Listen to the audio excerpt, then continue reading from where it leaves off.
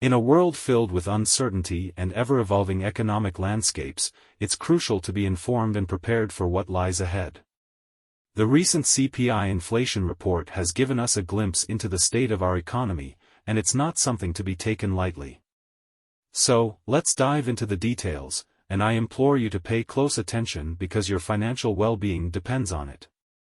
The report makes one thing abundantly clear: inflation remains stubbornly high. Headline inflation has held steady at 3.7%, with no significant progress, and core inflation, while slightly improved from the previous month, still stands at 4.1%. These numbers may not seem like red alarms, but they are indicators of economic challenges that could impact your life significantly. Let's start with energy prices. While year-over-year energy prices are down by 0.5%, the month-over-month increase of 1.5% suggests a change in the tide. In recent months, lower energy costs have helped to mitigate overall inflation. However, the tables are turning, and energy prices are expected to contribute to higher inflation, which can put a strain on your budget. Now, brace yourself for the truth about food prices. According to the CPI report, food prices are up by 3.7% year-over-year, a slight improvement from the prior month's 4.3%. However, these figures may not match your experiences at the grocery store. Everyday items like eggs are down 14.5%, while bread is up a staggering 6.1%. It's vital to keep an eye on these numbers because they impact your daily life and your budget. Shelter costs have been a significant concern. Year-over-year, the cost of shelter has increased by 7.2%. While this shows a minor improvement from the previous month, it's essential to understand that these figures don't always reflect real-life expenses accurately. The situation can be more complicated than it seems. Another area of concern is services inflation. Services inflation is reported at 5.7%, a slight improvement from the previous month's 5.9%. This is a major concern for the Federal Reserve. They emphasize the labor market's heat, and the primary reason is to bring down services inflation to their 2% target. But what does this mean for you? It means that the Federal Reserve wants to see a softer labor market, which could translate to higher unemployment and, unfortunately, Americans losing their jobs. Now, let's talk about what you can do. The recent microeconomic survey offers valuable insights into what Americans are expecting in the near future.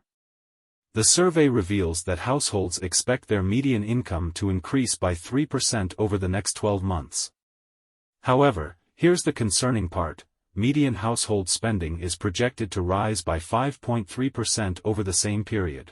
This mismatch between income and expenses could spell financial strain for many. The job market is also undergoing changes. The average expectation of Americans quitting their jobs has decreased to 18.2%. This implies that more people are opting for job stability in the current labor market. It's a safer approach, given the uncertainties.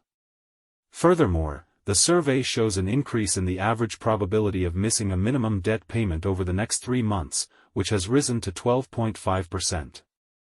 This is a significant jump and the highest reading since May 2020, indicating that more Americans are struggling to meet their financial obligations. The question that should be on your mind is, what can you do to protect yourself from the potential economic implications of these trends? The key is to be proactive and well-informed.